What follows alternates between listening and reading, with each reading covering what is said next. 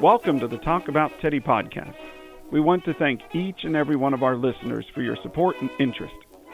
We apologize for the delay in releasing a new episode. We've experienced some technical difficulties, and we appreciate your patience and understanding. But don't worry, a new episode is on the way. So do you have questions you'd like us to answer either about ourselves or Theodore Roosevelt? Now's your chance. Send your questions to talkaboutteddypodcast@gmail.com. We'll answer your questions in either one episode or at the beginning of future podcast episodes, and we look forward to your questions. Also, we have been downloaded on 6 continents. Bully! Wow. Thank you so much for helping us reach this milestone. But we have a favor to ask. If you know anyone on the continent of Antarctica, please ask them to download one or more episodes of the Talk About Teddy podcast. So remember, if you have any questions, please send us an email at talkaboutteddypodcast@gmail.com. Thank you for your encouragement, support, and continued interest. President Theodore Roosevelt has been credited with many firsts. Some of these firsts attributed to TR may be more myth than fact. So for our show today, we will only discuss the firsts and most we can verify with reliable and documentable sources.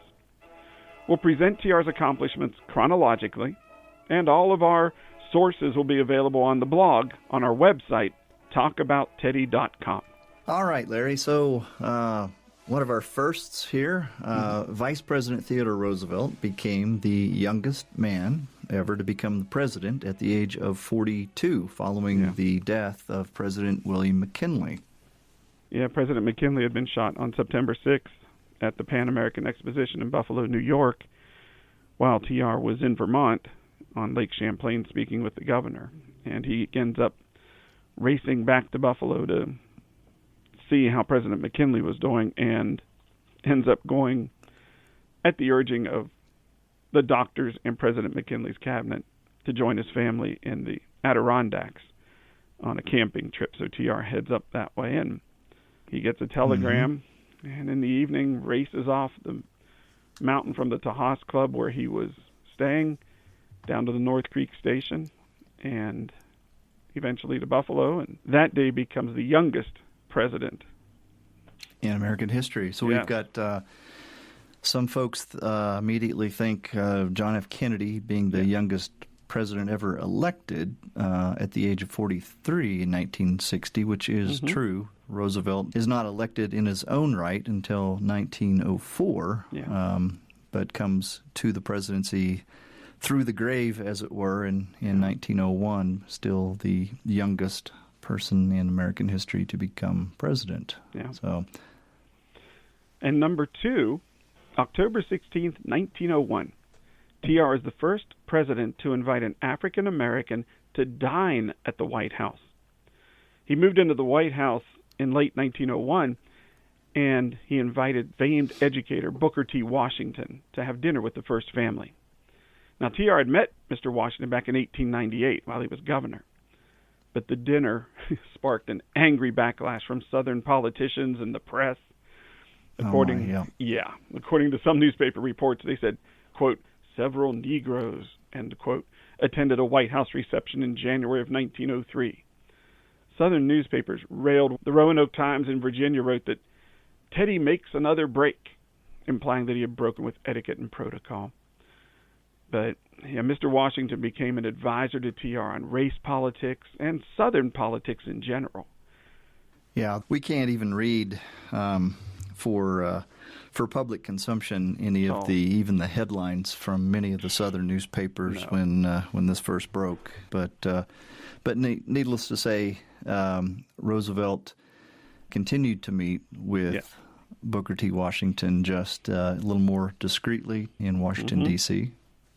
Well, speaking of the White House, it was Roosevelt who actually renamed the executive mansion, as it had been known since Thomas Jefferson had lived there, as the White House. So October 17th, 1901, his secretary George Cortelyou sent a letter to the Secretary of State John Hay sharing TR's request to change the headings, the dateline, and all official papers and documents requiring the president's signature from the executive mansion to the, quote, White House. And similar directives were sent to all the other cabinet secretaries, and TR changed the presidential stationery shortly after that as well. Yes, and even his calling cards TR had made that said White House, Washington. Yeah, we take that for granted now, too. Good change. We do. Our next one is, in February of 1902, TR is the first president to study the Japanese martial art of jiu-jitsu. There was an American physician, William Sturgis Bigelow. He may have introduced this martial art to TR. He also, TR did, took a number of lessons from Professor John O'Brien. I like TR's description of jiu-jitsu, that it's marvelous but difficult to learn. And in 1904, he had Yamashita Yoshiaki, an early student of judo, give him lessons at the White House for 2 months. And there's some that attribute TR studying the Asian martial arts and the press covering it to helping those arts gain a foothold in the U.S. Yeah. So Bigelow, he was quite the student of Japan. I think a huge collector of Japanese art. He donated all of his art collection to museums in America. It's like the largest Japanese art collection outside of Japan, I believe. But yeah, I did find a letter of Bigelow introducing this guy, John J. Bryan, who'd been a police officer in Nagasaki. Who was, once he living in Nagasaki, he picks up the jiu-jitsu. He says that all the police officers there in Japan are trained in jiu-jitsu. So, of course, Roosevelt is fond of learning any new physical activity he can do in the White House there beside boxing and wrestling. I think he took lessons with O'Brien for a while there, and hurt himself, I think not doing jiu-jitsu, but I think he took a good tumble in Rock Creek Park in D.C. and had to discontinue his lessons for a while. But this Yamashito Yoshiaki, apologize if I'm mispronouncing that, but I mispronounced Bigelow as Bigelow. I apologize for that. Yeah, and you can't help but wonder, too, we're going to talk about this with a dispute between Japan and Russia, that I think Roosevelt had tremendous respect for the Japanese code of honor and chivalry and this, physical arts of things like jiu-jitsu, that he admired that in the Japanese culture. Quite a bit, yes. All right, well, we'll move on to another here. We found that TR was the first president to be a member of a labor union. TR was the first president to attend a convention of a railway labor organization at the invitation of the Brotherhood of Locomotive Firemen. TR was president at the opening ceremonies of the convention in Chattanooga, Tennessee, and then was elected to an honorary membership in the organization. Yep. And this is 1902. Yeah, and he loved trains, and we'll talk about that in just a little bit. He rode in the engine on some, not just for photo ops. There were times he would be the one guiding and directing the train. So, but it does make for a good photo op. Oh, it does too, yes.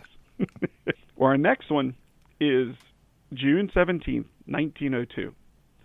It was during TR's administration the first Water Reclamation Act was passed by Congress. In 1902, irrigation projects were known as reclamation projects. It was the idea that irrigation could reclaim the arid lands for human use. So supporters of irrigation believed these reclamation programs would encourage Western settlement. It allowed families to live on farms, and TR supported that movement because he believed in families and homesteading. So from 1902 to 1907, there were about 30 projects that began in the western states for reclamation. Okay, another first. On August 22nd, 1902, TR was documented as the first president to use an automobile while conducting official duties as president. So even though William McKinley was the first president to actually ride in a new automobile, it was TR as the first to appear in an automobile as an official presidential appearance when he toured Hartford, Connecticut on the 22nd of August, 1902. It was said that cheering supporters greeted President Roosevelt at all points along the parade route, which he traversed, in the words of the Indianapolis Journal, a, quote, handsome Victoria automobile in charge of 2 expert New York chauffeurs. Yeah. I love the vehicle he's in. It's the Columbia Electric Victoria Phaeton. It's like the other Phaeton. Columbia models. It had an external box for the driver that was up above, so it almost looks like a hansom cab, the carriages, but no horses. And there were 2 20-volt batteries, about 800 pounds, that were on the automobile. The tires were made of rubber, and the driver had a choice of 4 speeds, with the maximum being 13 miles an hour. Mm-hmm. And the factory that made the Columbia electric vehicle, it was in Hartford, Connecticut. So perfect advertising to have the president ride around in the automobile that's made in your town when he visits. So. Yeah, and what comes to mind too is daughter Alice racing around the streets of D.C. in an automobile. Probably the first daughter to race around at speeds perhaps approaching 20 miles an hour in the nation's capital. All right, our next one is a sad one. On September 3rd, 1902, TR was the first president to have a Secret Service agent die in the line of duty. Agent William, Big Bill was his nickname, Craig. He had joined the United States Secret Service in 1900. Originally, Secret Service agents, their main duty was to arrest counterfeiters. But after President McKinley was assassinated in September of 1901, Congress passed legislation that added protecting the president to the official duties of the Secret Service. And Agent Craig had been with William McKinley when he was shot, and he had been assigned to the TR's protection detail. And TR called Agent Craig, quote, my shadow, end quote. And the Roosevelt children loved Agent Craig. So it was September 3rd, 1902, and when Agent Craig was sitting in the front of the carriage when it was struck by that speeding trolley car. It was in Pittsfield, Massachusetts, and TR was riding in the back with the Massachusetts governor, Winthrop Crane, and also TR's personal secretary, George Corlew. Agent Craig was thrown from the carriage and crushed by the trolley. And the carriage driver was seriously injured, and TR was also thrown about 30 feet from the carriage, but only received bad cuts and bruises, and had a pretty nasty injury to his left leg that would cause him troubles for the rest of his life. Really, Secretary Corlew had a cut to the back of the head, and one of the horses was so injured it had to be put down. But it seems that the Governor Crane escaped with no injury somehow. Agent Craig was of Scottish birth, born in 1855, and he was a big man, 6'4", weighed about 260, and he'd been in the Royal Horse Guards in the British Army, and supposedly was even tasked for a while with guarding Queen Victoria. Yeah. I know TR said of Agent Craig that, quote, he was a sturdy character and tremendously capable in performing his duties. My children thought a great deal of him. We all did. Yeah, he was pretty crushed by the loss of Craig. Well, our next first, as it were, October 3rd, 1902, TR was the first president to act as a federal arbitrator between labor and management. So in this effort to settle this ongoing coal strike going into the winter of October 1902, TR called a meeting at the temporary White House in Lafayette Place in D.C. Since the White House was being renovated. That's another story. So there was an ongoing coal strike, the anthracite coal fields in Pennsylvania, and TR understood that there would be, quote, untold misery with the uncertainty of riots which might develop into a social war. So he felt like he really had no choice but to intervene. So he sends telegrams to both sides, summoning them to Washington to talk about the problem. But again, he was still recovering from the injuries from that trolley accident we just talked about. And so there he is in his wheelchair, pleading with the representatives of management and labor. Yeah, there's a quote that he has that, with all the earnestness there is in me, I ask that there be an immediate resumption of operations in the coal mines in some such way as will meet the crying needs of the people.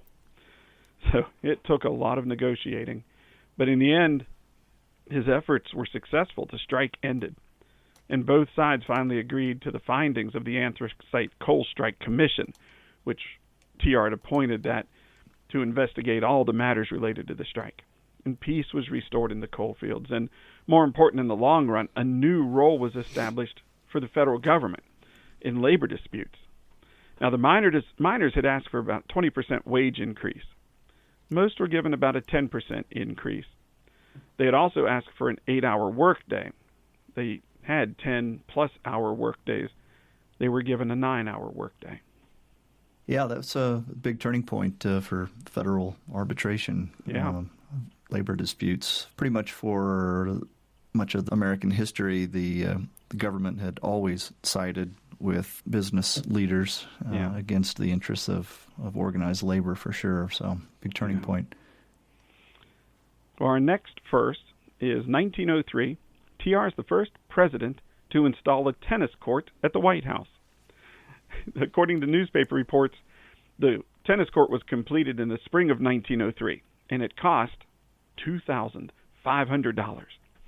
It was installed under the direction of TR, although there's many historians who think Edith wanted the installation because she was worried about TR's growing waistline. He eventually created a tennis cabinet. It was a group of close advisors who played tennis with him in the afternoons. And there's photographs of the courts. There's photographs of the tennis cabinet, but you will never see a photograph of TR in the tennis outfit. He thought that was a little too effete. Yeah, well, right. I mean, how interesting that not a single picture has ever surfaced of TR wearing tennis attire. He would not let it be done. Yeah, very interesting. But so that tennis court, you will not see that very tennis court today. There is a tennis court on the White House grounds still, but it's in a different location. But this tennis court was put right behind what becomes the West Wing, which was part of that remodel that we had just talked about. So we'll put pictures of that up on the website as well. Yeah. Along with TR and his tennis cabinet. And I love the photograph of the tennis cabinet. They took the picture on March 1st, 1909, right before Taft's inauguration as TR was leaving. They had a luncheon. There was TR's military aide, Captain Archie Butt, who later perishes on the Titanic. There's the Chief U.S. Forest Service, Gifford Pinchot, French Ambassador Jean-Jules Jusserand, the Secretary of the Interior, James R. Garfield, U.S. Marshal Seth Bullock, Secretary of State Robert Bacon, and even one of TR's ranch hands from the Elkhorn Ranch in the Dakotas, Bill Sewell, and a lot of other government friends and officials and all. So when they took the picture, they had the bronze by Alexander Proctor sculpture of Stalking Panther, and that's what they presented to TR as a commemoration of being on the tennis cabinet.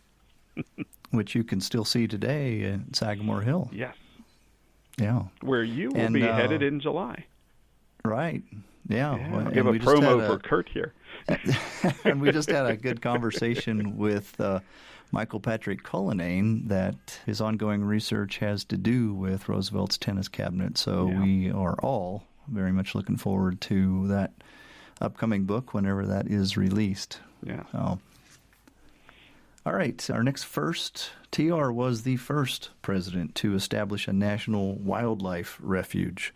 So on 14 March 1903, he establishes Pelican Island National Wildlife Refuge on the Florida Atlantic coastline.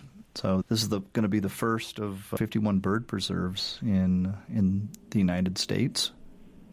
Along those same lines, TR also establishes the first national game preserves, the Bison Preserve down in Wichita Forest, Oklahoma. So a lot of firsts associated with game preserve. Yeah. Our next one, it's April 1st through June 5th, 1903. TR is the first president to use an entire train dedicated to campaign staff. It was during the 1903 Great Western Loop Tour.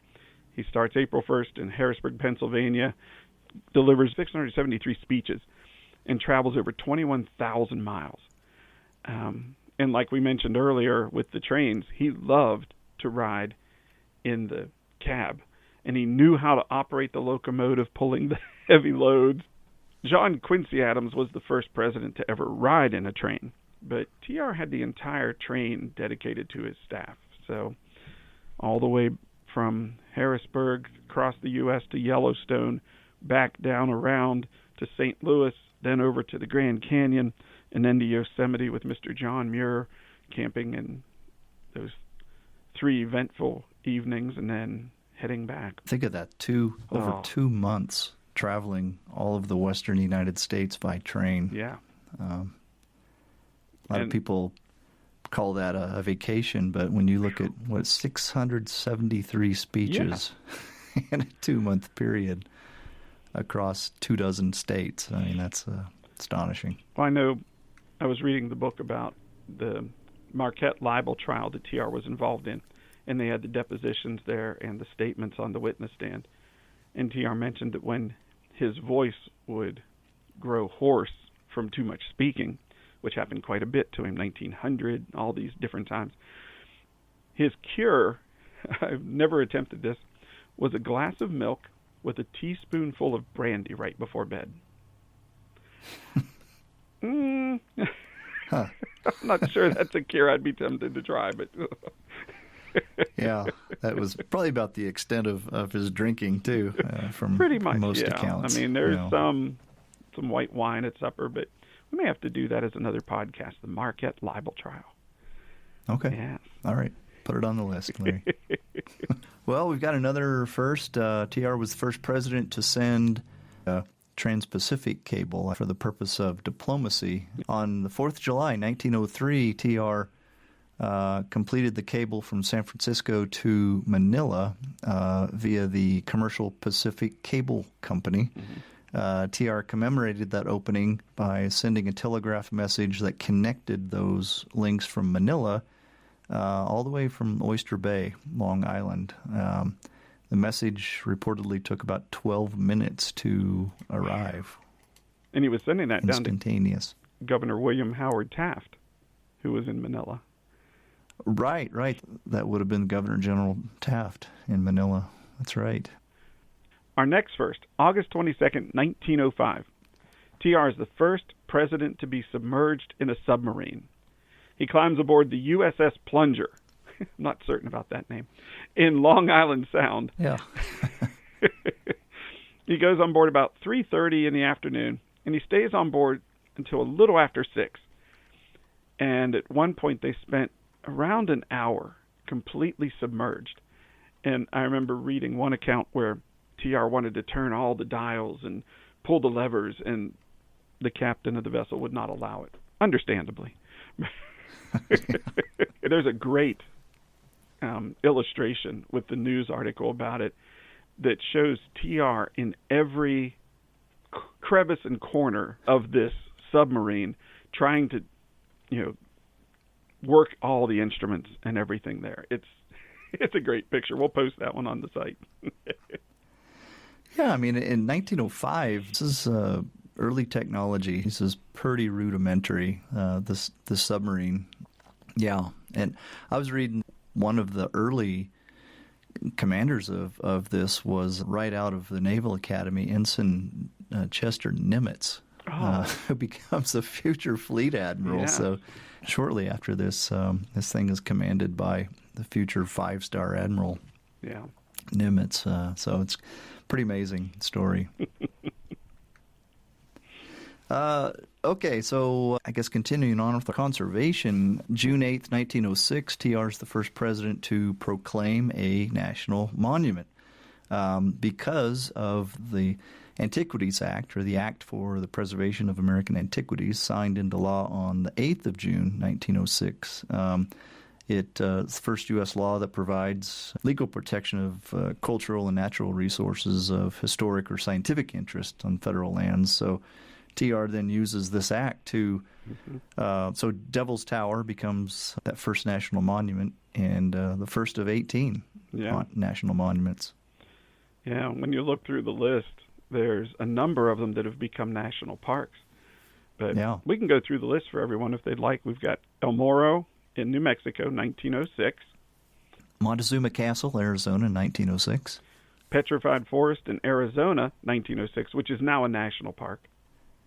Yep, Chaco Canyon in New Mexico in 07. Lassen Peak in California in 1907, which is now Lassen Volcanic National Park. Along with Cinder Cone, also part of Lassen. And then Gila Cliff Dwellings in New Mexico in 1907. And Tonto in Arizona in 07. And Muir Woods in California in 1908. And then this little piece of land down in Arizona called the Grand Canyon in 1908, which is now obviously a national park. Yes. Same with Pinnacles in California. It was 1908, and it's now a national park. And Jewel Cave in South Dakota in 08. And Natural Bridges in Utah in 08. Lewis and Clark Caverns in Montana, which is now a Montana state park. And Tumacacori in Arizona in 1908. And Wheeler here in my state of Colorado in 1908, which it's now a geologic area, no longer a designation as a national monument. Yeah, it's part of the Rio Grande National Forest. And then we have Mount Olympus in Washington from 1909. It's now part of Olympic National Park. Wow. Yeah. And continuing with the conservation, from 1902 to 1906, TR was the first president to establish 5 national parks during his administration. Previous presidents, from President Grant on, had saved 6 national parks. The first was Yellowstone in 1872, established by President Grant. And then the next one, from 1875 to 1895, was Mackinac National Park, which became Mackinac Island State Park in 1895. So it's not counted as one of the national parks when TR becomes president, since it had been taken out. And then the 3rd, 4th, and 5th national parks were in 1890. Sequoia National Park, General Grant National Park, which is now known as General Grant's Grove in Kings Canyon National Park, and then Yosemite National Park under President Benjamin Harrison. And then in 1895, President William McKinley established Mount Rainier National Park. So the 5 that TR creates then, his first is Crater Lake National Park in Oregon in 02. Wind Cave in South Dakota in 03, Sully's Hill in North Dakota, which that was in 1904, and that's now called White Horse Hill. It's a national game preserve managed by the U.S. Fish and Wildlife Service. You got Platte National Park in Oklahoma in 06, which is now also part of the Chickasaw National Recreation Area. And then once again here in my home state, Mesa Verde National Park, down in the southwest corner of Colorado in 1906. Yeah. Another first here, TR was the first president to leave the country during his time in office. This is November 9th, 1906. So TR and Mrs. Roosevelt board the USS Louisiana to visit and inspect the ongoing construction of the Panama Canal, which Roosevelt also has a major role in getting through. Yep. So some in Congress were afraid that this would create some sort of a constitutional crisis, but TR had made the arrangements with his Secretary of State, Elihu Root, to keep in touch with TR by means of wireless telegraphy during the voyage. So when TR and his party arrived in Panama, the regular telegraph cable was used to keep in close touch with the office. And TR is accompanied by his wife Edith and Surgeon General Rixey, the Assistant Secretary Maurice Latta from the White House, and 3 Secret Service agents. And he gets back to the United States on November 26, 1906. So he's out of the country for a couple of weeks. But again, first time it had ever happened, and created a bit of consternation. I think it may have been his way of getting even with Congress for a couple things. So. Yeah. Our next first is December 12th, 1906. TR is the first president to appoint a Jewish cabinet member, Oscar Strauss of New York City. He was appointed by TR to head the Commerce and Labor Department. And this was a cabinet post that TR had created on February 14th, 1903, the Department of Commerce and Labor. So, yeah, a couple firsts almost. Yeah. 1906, TR becomes the first president and the first American to win the Nobel Peace Prize, received for his negotiation of the Russo-Japanese War. So it was that Treaty of Portsmouth that formally ended the Russo-Japanese War, which had raged for a couple of years, 1904, 1905, and so the negotiations took place in August in Portsmouth, New Hampshire, brokered in part by President Roosevelt. The final agreement signed in September of 1905, and it essentially gave the Japanese the presence in South Manchuria and Korea, and ceded the southern half of the island of Sakhalin to Japan. Yeah. And TR didn't. When did he actually get the medal, you think, Larry? Well, I know he delivered his Nobel lecture in Oslo, Norway on May 5th, 1910. He was coming back from his African safari and was touring through Europe, headed over to the funeral of King Edward VII.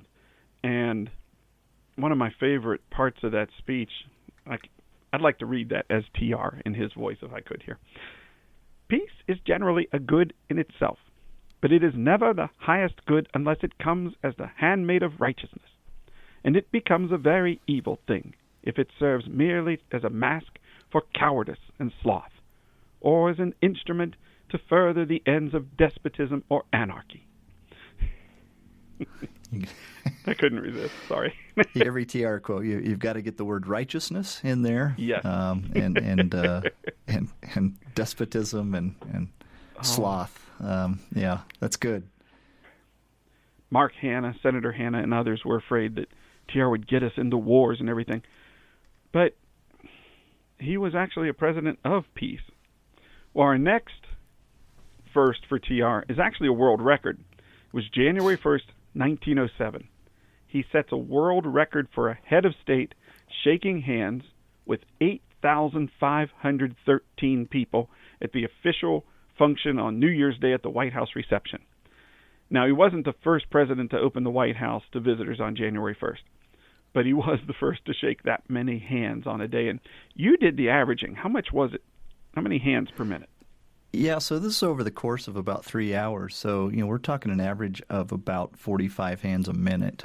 And we'll try to post on the website a video of Roosevelt in a reception line, whether it's this actual day or not, I can't recall, but you see his style of shaking and kind of pulling people along as they go and keeping them moving. Yeah, I've read an account where when he was shaking hands, if the line wasn't moving fast enough, he would ask the Marine Corps band to play the songs a little faster.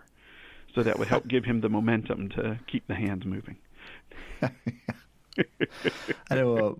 So Edmund Morris in The Rise of Theodore Roosevelt writes that That day, the president invited, quote, all citizens who are sober, washed, and free of bodily advertising, end quote, to come and meet him. Yeah.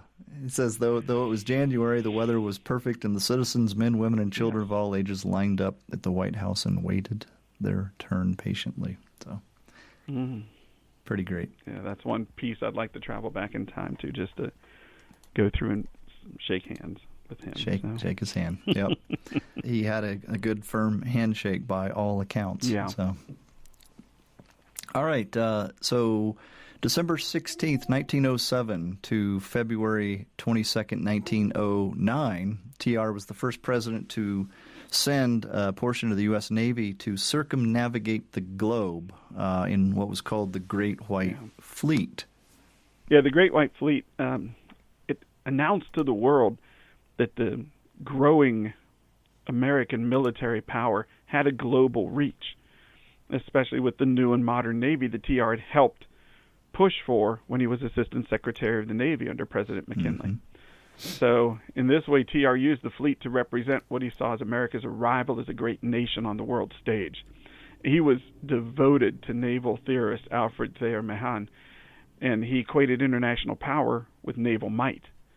So TR supported the new battleship construction, the modernization of armaments, and even the adoption of new marksmanship techniques. And in doing so, he greatly expanded the reach of American power. It was something that President William McKinley had started, and TR pushed on through. Yeah, this is what Roosevelt had always stood for, even what he advocated clear back in his early book, The Naval War of 1812, that American preparedness is what will keep us safe. That peace through preparedness, and so this was a really stark demonstration to the world that America had an offensive capability with these battleships sent around the world. We had the capability in peace to project naval power. So we'll let you just put two and two together there. If it comes to war, then certainly we're capable of employing that naval power if we need to. Our next first was May 13th to 15th, 1908, and it's going along with conservation again. TR is the first president to convene a national governors conference. He called the meeting to highlight the urgency of conservation of natural resources. He felt there was no greater moral issue facing the American people at that time than the conservation of our natural wonders and our natural resources. So he hand-wrote an invitation to each governor, and at least 40 governors attended. The speakers included experts on waterways, mining, forestry, and TR himself. Each governor had the opportunity to talk briefly about the needs of their own states and any solutions that were successful in those states. And one thing I love, they blocked out the windows in the East Room of the White House and projected large maps onto the walls. I think that's pretty impressive technology for 1908. Yeah. Just thinking how far-reaching and advanced that was for that time, to look to the future, to know that we needed to conserve. And it was another first there, too, because it was the first time scientists and political leaders were viewed on equal footing with an issue as strong as this. There's a whole book dedicated to the Governor's Conference from 1908, and I highly recommend finding that one. It's all the accounts, the minutes, the speeches. It's a wonderful read. Yeah. Well, another first here that's near and dear to our hearts. Yeah. October 11th, 1910, TR becomes the first, in this case, ex-president, but the first person who had ever been president to ride in an airplane. He didn't pilot the thing, but he rode in an airplane. October 11th, 1910, Roosevelt stays aloft for about 4 minutes in a Wright Brothers-built plane in Kenlick Field in St. Louis, piloted by Arch Hoxsey. So later, his fifth cousin, Franklin D. Roosevelt, becomes the first president in office to fly in a plane in the 1930s. But so Larry, I happen to know, I think this was my first time I had ever heard your name was seeing you in a video in a 2010 recreation of this flight. You want to talk about that? Yeah, we were at the Dayton Air Show with some friends, and a Wright B flyer, which was the model that TR had flown in, flew overhead. And I knew about TR's story of flying in the Wright B flyer, and I contacted the place that owned that, the Wright Brothers Airport in Dayton, Ohio, and for a fee, you can join the organization and get a free flight. So I did. And we recreated the flight on October 11th, 2010, 100 years to the day. And the local news stations were there, and one gentleman edited together a video, and that's what's posted on my website. When you watch the motion picture of TR, which they took one of him getting out of the automobile, getting onto the airplane, going up with Arch Hoxsey, going about 300 feet high and nose diving 3 times. We didn't do that on ours. You didn't recreate the nosedive. No, we had crosswinds that were about 25 to 30 or so miles an hour, and my pilot was amazing. Don Gum was his name. He took us up, and that wind carried us off the runway over the trees nearby, and he was able to bring the plane back. We landed, went around again, and took off again. You see the grin on TR's face when he gets off of the plane. I experienced that. It's like a motorcycle with wings.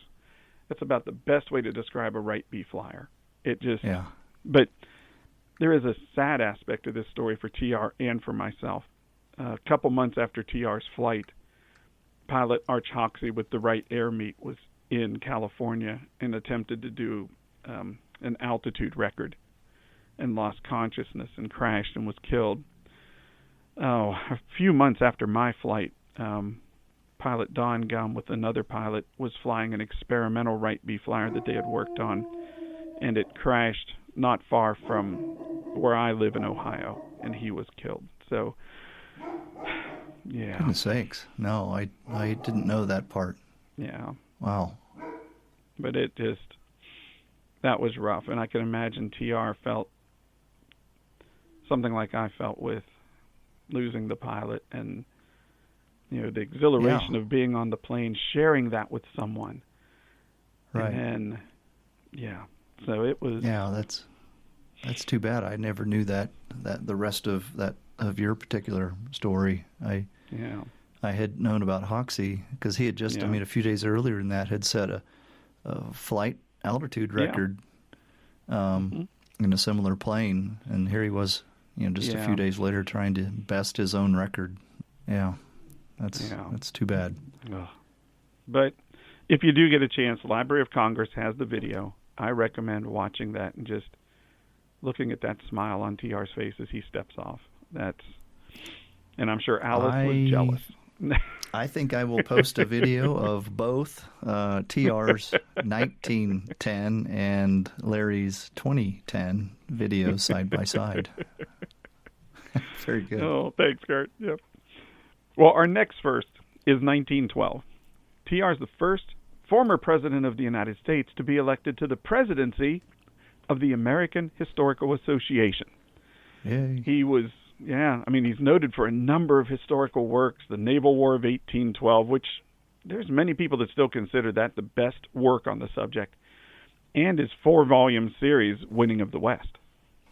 It's a big deal, I think, for Roosevelt to be recognized as a co-equal with these professional historians with their PhDs. Roosevelt did not have a PhD in history, as so many did. But he had honorary probably degrees, but honorary, right? Honorary doctorate. But I would say his historical works probably outsold the majority of the very academic works of most historians in the AHA at that time. Roosevelt wrote what we would call today popular histories, probably more on par with the Stephen Ambroses and the Doris Kearns Goodwins and Douglas Brinkley's, who all do have PhDs. But Roosevelt wrote, that in his History as Literature, that history needs to be written to be interesting to the average person, needs to put flesh onto bones, as he said. Yeah. In my classroom, I have a poster that says, "History is boring," and at the bottom in huge letters, "Not." And it's showing a ship of the line from the War of 1812, or Revolution, somewhere in that time frame, firing a broadside. And so my kids will always look at that and go, "History is boring." Not. Well, something we'll wrap up this episode here with a final first. Again, this list has not been all-inclusive. There are others, and we may have a part 2 episode down the line. But this is a good start, at least. But we'll finish this episode with TR as the first president to be awarded the Medal of Honor, in this case posthumously, but January 16th, 2001. Despite Roosevelt's efforts and the lobbying by his superior officers, he was initially denied the Medal of Honor by the War Department during his time, and it took more than a century for the nation to change its mind. So again, on January 16th, 2001, the former president finally received this honor, and so it was in the White House, in the Roosevelt Room. Matter of fact, this was one of the last official acts of President William Clinton, and this Medal of Honor was presented to TR's great-grandson, Tweed Roosevelt, and that medal is still on display there in the Roosevelt Room in the White House next to the big Roosevelt portrait, and I think on the other side of the portrait is TR's Nobel Prize medal as well. So that truly is the Roosevelt Room. So this Roosevelt Room is where Roosevelt had his office there originally before we had the creation of the Oval Office. Can I read the citation? This is from what Roosevelt described as his crowded hour in Cuba. For conspicuous gallantry and intrepidity at the risk of his life above and beyond the call of duty, Lieutenant Colonel Theodore Roosevelt distinguished himself by acts of bravery on the 1st of July, 1898, near Santiago de Cuba, Republic of Cuba, while leading a daring charge up San Juan Hill.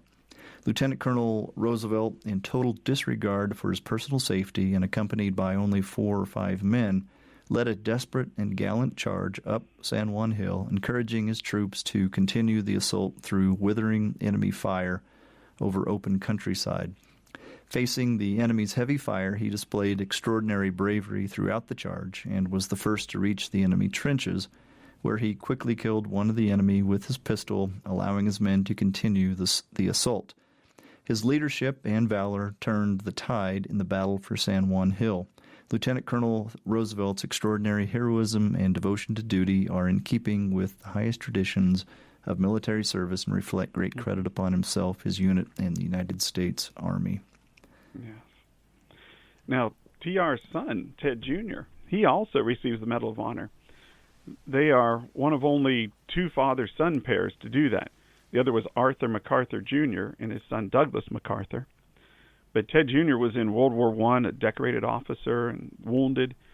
And then in World War II, he gained a reputation in both wars of leading from the front. And at 56 years of age, Ted Jr. was the oldest man to storm the beaches of Normandy and the only general officer to storm on the first wave of the assault on D-Day.